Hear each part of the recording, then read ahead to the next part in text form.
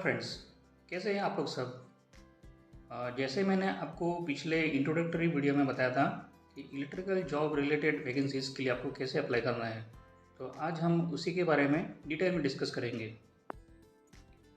जब भी हम कोई इलेक्ट्रिकल रिलेटेड जॉब के लिए अप्लाई करते हैं तो हम क्या करते हैं, हम लिंक्डइन या naukri.com या कोई अन्य वेबसाइट पर जाकर अपना बायोडाटा बनाकर पोस्ट कर देते हैं।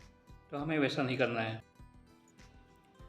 हम जब भी कोई इलेक्ट्रिकल जॉब के लिए अप्लाई करते हैं तो हमें समझना है कि हम इलेक्ट्रिकल के कौन से इक्विपमेंट पर काम करने वाले हैं। तो आपको मेरे बगल में डिस्क्रिप्शन बॉक्स में दिख रहे हैं कि हम कौन से इलेक्ट्रिकल इक्विपमेंट्स पे काम करेंगे। तो ये है कुछ इलेक्ट्रिकल के इक्विपमेंट्स जिसे मेन इक्विपमेंट्स कहा जाता है।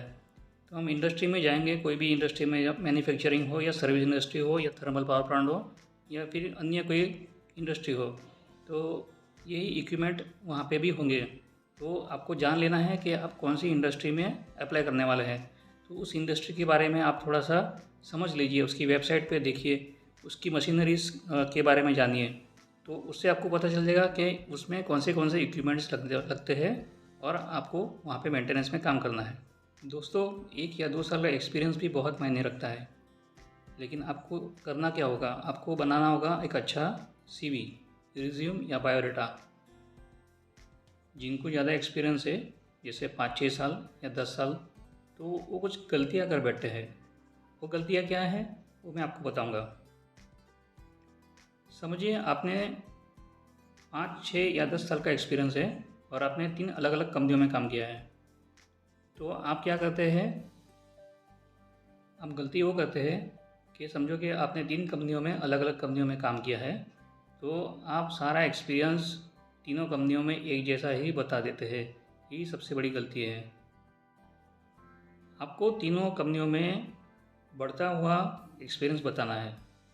जैसे कि ट्रांसफार्मर हो गया, आपने ट्रांसफार्मर में काम किया, टेस्टिंग का, इरेक्शन का, कमीशनिंग का काम किया हुआ है। फिर मोटर हो गई, VFD हो गई, बैटरी हो गई, बैटरी चार्जर्स हो गए, इल्यूमिनेशन सिस्टम हो गए। तो आप रोज़ कुछ ना कुछ अलग काम करते होगे, तो आप उसमें अलग अलग एक्सपीरियंस बताइए। फ्रेंड्स, कमेंट सेक्शन में मैं अपना टेलीग्राम एड्रेस वहाँ पे पोस्ट करूँगा, तो आप उसमें जाकर देखिए।